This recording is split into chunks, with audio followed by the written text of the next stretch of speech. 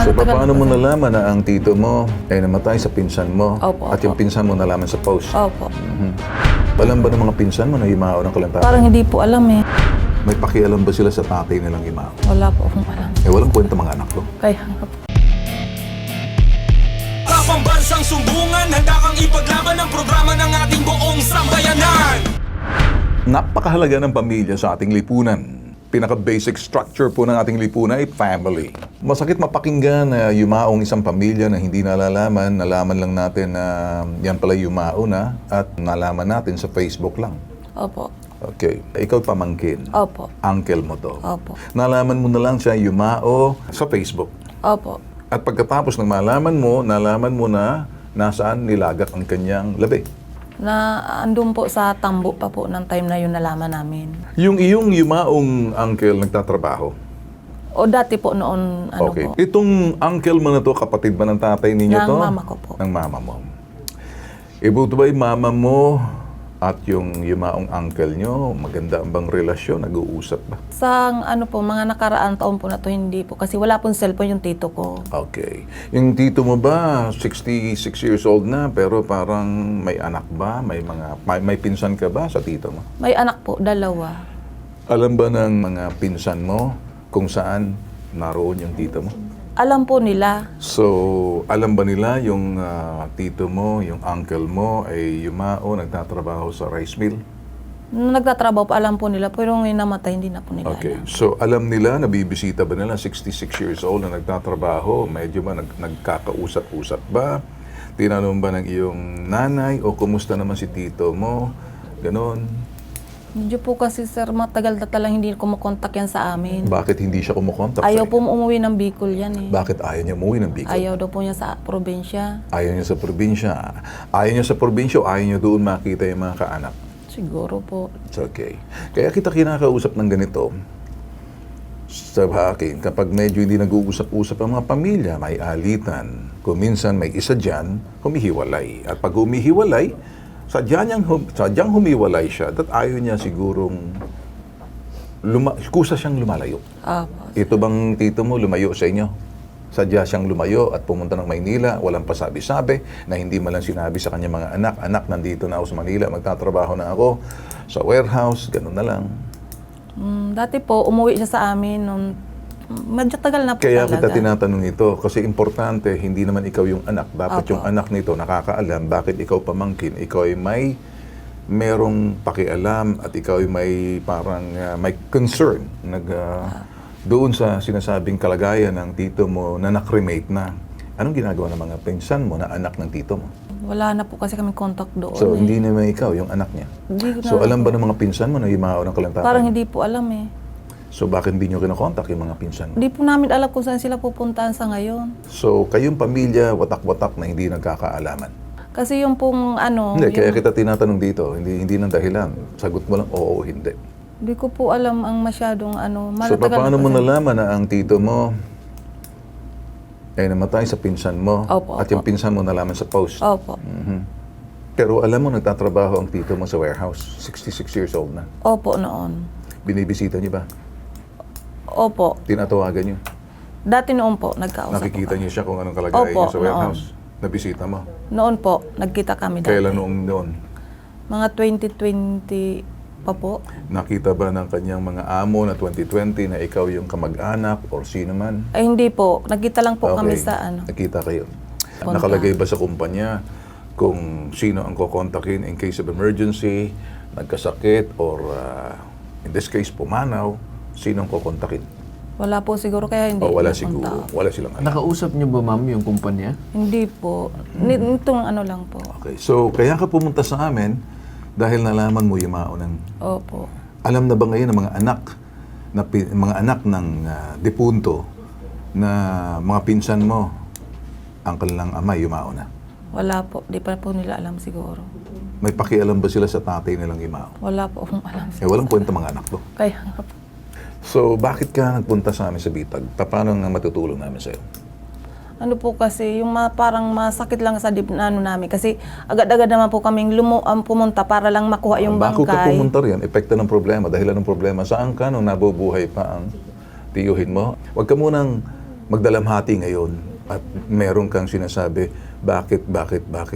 Nasaan kayo ng mga panahon, ilang taon na siya nagtatrabaho roon, ni wala man lang kayong pake. 6 na pumunta roon, 6 na taon, ni wala man lang nagsasabi, ni hindi man lang alam ng anak na dapat yung unang makikialam yung anak, hindi ikaw. Kasi pamangking ka lang eh. Opo. Anak niya yun eh.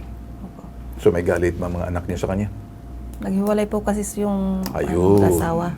Dala yung anak niya ng Okay, nanay. so hindi na natin dapat pakialaman yan. Yan ang ibig kong sabihin, na punto de vista na hanggat nabubuhay pa yung tao sa mundong ito. Okay? Yung sinasabing the living years, namnamin ninyo, ayusin ninyo. Natural yung magkakaroon ng away-away, kung minsan di pagkakaintindihan, pero alam nila kung saan sila makikita bawat isa. Ito talaga wala eh. Parang tingin ko ayaw malaman ng dipunto kung saan siya, ayaw siyang makita. Ngayon, gusto mong makuha yung abo. Opo. Yun lang ang gusto mo. Ang ano lang po namin, kasi nagpunta po kami sa Tambo, hindi daw po sila nagpa-cremate. Eh, sino nagpa-cremate? Tapos punta naman po kami sa bilyarin, hindi daw po sila. Sige na ganito, tapos na eh, na-cremate na Opo eh. nga. So, anong gagawin natin ngayon sa labi? Iuwi na lang po namin yung ano. Ayun. So, nakipag-usap ka ba sa rice mill? Pumunta po kami, ayaw makipag-usap ng ano. Nakausap ng Pambansang Sumbungan Help Desk, pakilalang Secretary ng Tambo Rice Mill na si Hart. Ayon sa kanya, hindi na nila empleyado si Godofredo at isa lamang itong homeless na tinukoy nila bilang palaboy sa kanilang lugar. Nagmagandang loob lang daw ang kanilang kumpanya para tulungan si Godofredo dahil pagkakaalam nila ay wala itong pamilya. Nagambagan para yung kumpanya para magkaroon ng pambayad sa funeral at desisyon ipakremate na lamang ito. So parang wala talaga, nobody Jando. So dito sa parting to, gusto mo lamang makuha yung abo.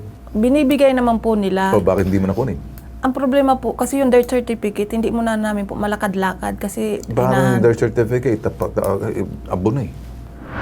Ano po yung pagkakaalam ng ating Bukawi Police Station dito sa nangyari sa sakop niyo dyan, sir? Yes sir, noong July 2, 2026, sa around 11:40 a.m., tumawag po yung sa Tambo Rice Mill, Intercity, Wakas, Bukawi, Bulacan, informing us na meron yung patay doon sa area nila. And then, according doon sa secretary, hindi naman daw nila talaga empleyado. Kumbaga, dahil walang matuluyan. No, Parang kinupkop na lang nila. kinupkup na lang nila. During that time, in-inform namin yung secretary at tinawagan yung Bilyarin Funeral Homes na kontakin yung family kung meron man kasi sila yung nasa vicinity. Okay. Pero as per doon sa mga nandun, kumbaga yung tao is kinupkup lang nila, pero yung family or relatives is wala silang pagkakakilanlan. Ayun. Okay. So, Colonel, nakita na po namin kung anong ginawa po ninyo. Sir, ano matutulong po natin dito? Sir, kung ang kailangan lang po nila is yung death certificate, pumunta na lang po sila sa amin dito at sasamahan po namin sila sa records dito Sige, sa sir. Bukawi Okay. para ma-issue po yung, makuha po yung death certificate. Okay, sir. Pangalawa, sir, at this point in time, na-cremate na po ito. Pagbabayarin ba yung pamilya next of kin? Dahil pag-cremation, mas sino po ang Actually, sir, yung mga tauhan doon sa rice mill is na nag-ambag-ambag? chip-in sila, okay. patak sila para mabayaran yung Ayun. Talagang, kumbaga, good Samaritan, nag-ambagan po sila, ha?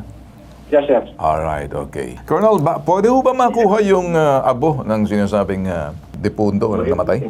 Yes, sir. Kung doon nga po sa may nakita po naman kaming official receipt na inisyo ng Bilyarin Funeral Home. Okay.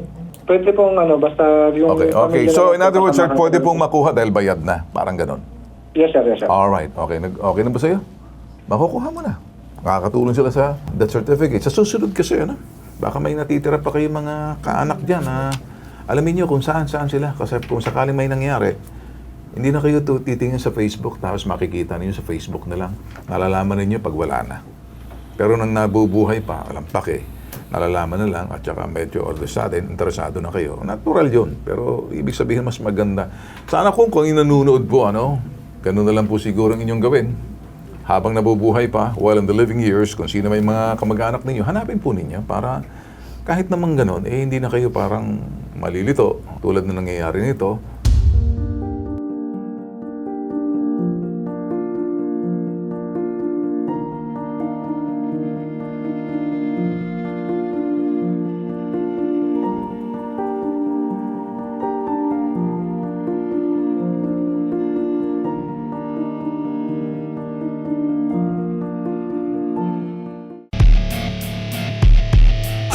pambansang sumbungan, handa kang ipaglaban ang programa ng ating buong sambayanan.